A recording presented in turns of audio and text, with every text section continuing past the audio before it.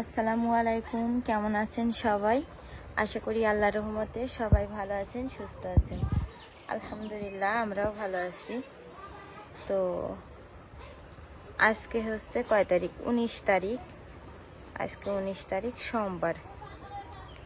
তো এখন এই যে দেখেন আকাশে মেঘ হয়েছে। আবার আমি সকালবেলা আজকে রান্না করিনি, গতকালকে রাতে বেগুন চচ্চড়ি করিলাম, সেটা ছিল। তো সেই বেগুন চচ্চড়ি, বাসি ভাত, রাফির আব্বু, রাফি আমরা সবাই এক মুঠ করে করে খাইছি।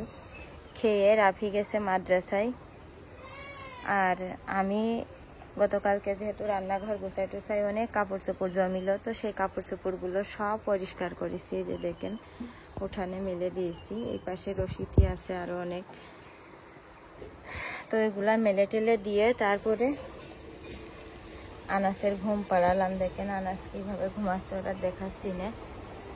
তো যাই হোক, ও হচ্ছে আমি কাপড় চোপড় ধুচ্ছিলাম আর ও হচ্ছে রং পেন্সিল নিয়ে রং টং করছিল। করতে করতে আসলাম ঘরে, এসে ওর ঘুম পাড়াই দিলাম। আর আমার রান্নাঘরের ফাইনাল লুক তো আপনারা একটু আমার আইডিয়া দেন। সেটা হচ্ছে এই হচ্ছে মনে করেন আমার রান্নাঘরটা। রান্নাঘরে প্রথমে এই যে এটা হচ্ছে একটা দরজা। এই যে সিটকেনি আছে। আমার আনাজ যে দুষ্টু, সিটকেনি না থাকলে রান্নাঘরের ভিতরে যেই 1 মিনিটের ভিতর সব তছনছ করে দেবে না। তো গেটটা খুলে রান্নাঘর মানে এই যে পা দিলাম রান্নাঘরে যেয়ে, তারপরে হাতের ডান সাইডে এই দেখেন এই জায়গাটা, এই যে এখানে একটা আমি মানে ইউটিউবে অনেক ভিডিও দেখলাম যে টিনের রান্নাঘরে এই যে বেসিং মানে ইসে সেট করে, লোহার অ্যাঙ্গেলের উপরে বেসিং সেট করে তো এখানে একটা বেসিং। কারণ দেখেন এই সেই যেই লাউ সেই কদু, আমার হাঁটুতে সমস্যা, কোমরের সমস্যা, সেই সিঁড়ি দিয়ে বারবার কলপাড়ে জাতি হয় রাষ্ট্রি। আর আমিও একটু রান্না করতে গেলে মানে বেশি ধোয়া পাকলা করি, বেশি মানে আমার এই বেশি ধোয়া, অল্প পানিতে টানিতে যে খেজা বেজা করে রান্না করে ফেলতে পারে অনেকে, ওইরকম পারি না। মানে অতিরিক্ত ধোয়া ধুই, এটা ধোয়া ওটা ধোয়া, যার কারণে আমার খুব পানি সেন্তি হয়। তো ভাবছি যে এই যে এখান থেকে এই জায়গাটুকির ভিতরে আমি একটা বেসিং মানে ইউটিউবে একটা ভিডিও দেখলাম টিনের ঘরে বেসিং কিভাবে সেট করে, রান্নাঘরে অ্যাঙ্গেলের উপরে বেসিং দিয়ে তো সেট করে। তো ভাবছি এখানে একটা বেসিং দেব, আমি এখানে একটা পানির বেসিং দেব। আর এই যে দেখেন গ্যাস সিলিন্ডারটা রাখার তেমন একটা জায়গা পাইনি, এখানে রাখিছি। তো এখানে গ্যাস সিলিন্ডার রাখিছি। আর এই যে এই গ্যাস, এটা হচ্ছে আমার সোলার টেবিল। হ্যাঁ, সোলার টেবিল। তো ভাবছি এই যে এই জায়গাটা এখানে একটা জানালা বানাবো, বেশ একটু বড় করে জানালাটা বানাবো। উঠানের সাইড আমার এই টিনের ওই পাশে কিন্তু উঠান। তো ভাবছি যে এই যে এখান থেকে একদম এই পর্যন্ত একটা বেশ বড়ই একটা জানালা বানাবো। কারণ জানালা না বানালে কেমন জানি আমার দম বন্ধ বন্ধ হওয়া মতন হচ্ছে রান্নাঘরের ভিতরে ঢুকলি। আর জানালা থাকলে একটা মিষ্টি বাতাস আসে জানালা দিয়ে। তো যাই হোক, চিন্তা করেছি আর কি। চিন্তা আসলে আমি চিন্তা করেছি এটা হয়তো বা আমার করতে করতে অনেক সময় লেগে যাবে। রাফির আব্বু যদি করে দিত, মানে যে কোনো মানুষের বউরা কিন্তু শখ করে, স্বামীরা কিন্তু শখগুলো পূরণ করে বা সেগুলা টাকা খরচ করে দেয়। আর আমার যেহেতু তার উল্টা, আমার নিজের টাকা নিজেরই মানে বুদ্ধি নিজেরই মাথায় কাজ করে আইডিয়া করে নিজেরই করতে হয়, যেহেতু অনেক সময় লাগবে। তো চিন্তা করেছি আর কি, দেখি চেষ্টা করছি আর কি যে কুরবানির ঈদের আগে এখানে একটা বেসিং বসানোর আর এখানে একটা জানালা। আর এই যে দেখেন এই যে চুলার পাশে কিন্তু এই র্যাকটা, এই পাশে একটা টিন আর এই পাশে টিন। এই টিনটা কিন্তু রান্না করতে করতে এক সময় কিন্তু মানে তেল চিটচিটে কালো হয়ে যায়। তো টিনের এই ফুলগুলো যদি আমি ওই তেল চিটচিটে কালো যদি তারের মাজনি দিয়ে মাইজে পরিষ্কার করতে যাই, তো টিনের এই ফুলগুলো উঠে যাবে। এটা যেহেতু ছাপার টিনগুলো দেখতেও নষ্ট হয়ে যাবে। আবার এই র্যাকটা, তো ভাবছি যে এই পর্যন্ত করে এক সাইড, 2 সাইড, এই 3 সাইড, এই সাইডটা ফাঁকা থাকবে। আর এই উপরের সাইড এরকম একটা বক্স মতন আর কি, স্টিলের একটা বক্স আমি এই টেবিলের মাপে বানিয়ে নিয়ে আসব। এই পর্যন্ত উঁচু হবে, 3টে সাইড হবে, আর উপরে ঢাকা থাকবে, যাতে করে মানে রান্না যে তেল চিটচিটে ওইটা যাতে বাইরে বেরিয়ে টিনে বা এই র্যাকে লাগতে না পারে।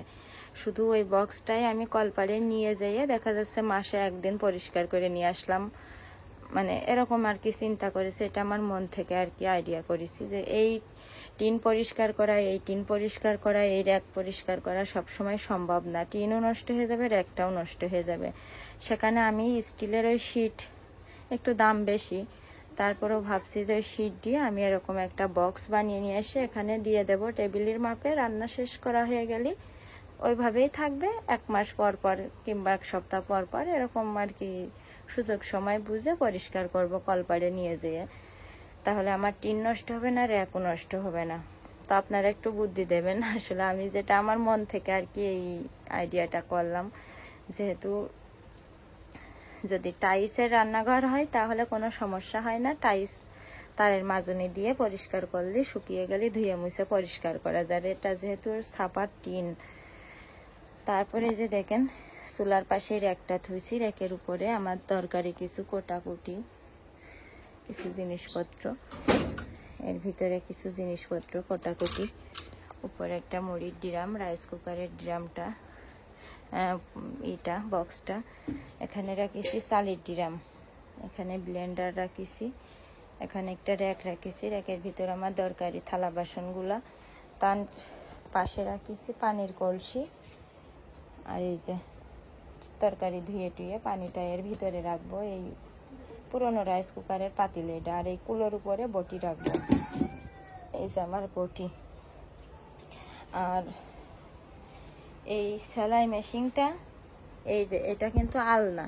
এই আলনাটা আমার ঘরে কোনো জায়গা নেই রাখা মতন, জায়গা বের করতে পারলাম না। আলনাটা মানে আলনার ওখানে এই সেলাই মেশিনটা রাখিলাম, যে সেলাই মেশিনের এই যে এর উপরে রাইস কুকারে ভাত রান্না করবো। এই দেখেন রাইস কুকারের বোর্ড।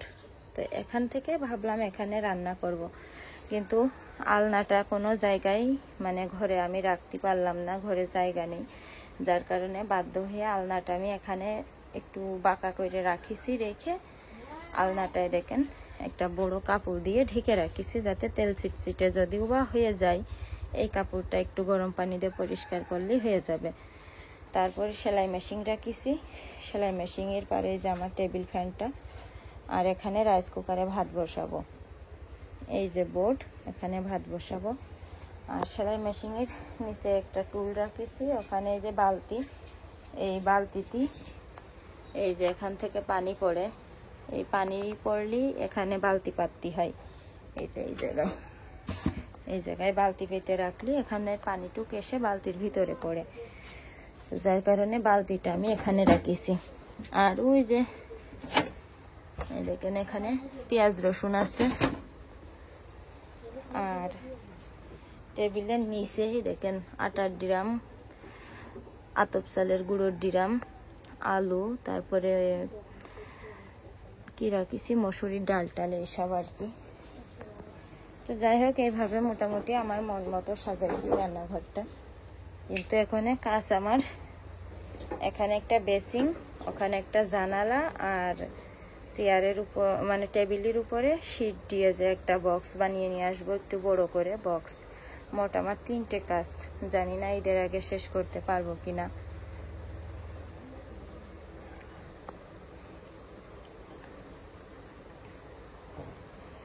তো যাই হোক এখন আমি দেখেন রাফির আব্বু তো গেছে মাদ্রাসায়, আমার রান্না করতে হবে এখন। ওয়াল্লাহ আনাজ ঘুমাচ্ছে। দেখেন আমি কচুরলতি কাটবো, নষ্ট হয়ে গেছে প্রায়। কচুরলতি রান্না করব।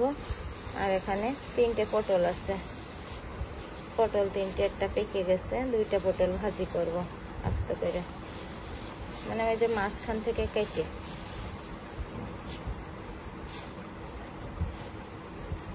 তো ঠিক আছে, আমার রান্নাঘরটাই আপনাদের সাথে শেয়ার করলাম। আমি জানি অনেক আপুরা আন্টিরা আমার রান্নাঘরটা পুরোপুরি দেখার জন্য অপেক্ষায় ছিলেন। তো যাই হোক রান্নাঘরটা দেখালাম। দেখেন আমার আলনাটা, কাপড়ের আলনাটা যে রাখবো, কোনো জায়গায় ঘরে জায়গা নেই। এপাশে বাক্স, রাফির পড়ার টেবিল, এখানে চেয়ার, খাট, ড্রেসিং টেবিল, তারপরে কি জানি বলে এটা, ওয়ার্ড্রপ, ফ্রিজ, তারপরে এই পাশে শোকেস। এটা হচ্ছে আমার র্যাক, এটা কিচেন র্যাক, কিন্তু কিচেনে জায়গা নেই, যার কারণে কিচেনই ছিল না, তারপরে কিচেন, তো যার কারণে আনাচার রাখি, ছোট ছোট কাপড় চোপড়গুলো রাখি। এটা রান্নাঘরে যাওয়ার সেই দরজা, আর এটা হচ্ছে আমার ঘরের বাইরে বেরোনোর দরজা। আর সুপার কাভারটা লাগাইনি, ইনশাল্লাহ ঈদের আগের দিন রাতে লাগাবো, তারপরে আর খুলবো না। তো ঠিক আছে, আমি ভিডিওটা শেষ করে দিচ্ছি। এখন কচুরলতি কাটবো, কচুরলতি কেটে রান্না করব। দেখেন আকাশে মেঘও হয়েছে, আবার রোদও বের হচ্ছে। খুব সুন্দর একটা আকাশের দৃশ্য, দেখেন কি সুন্দর।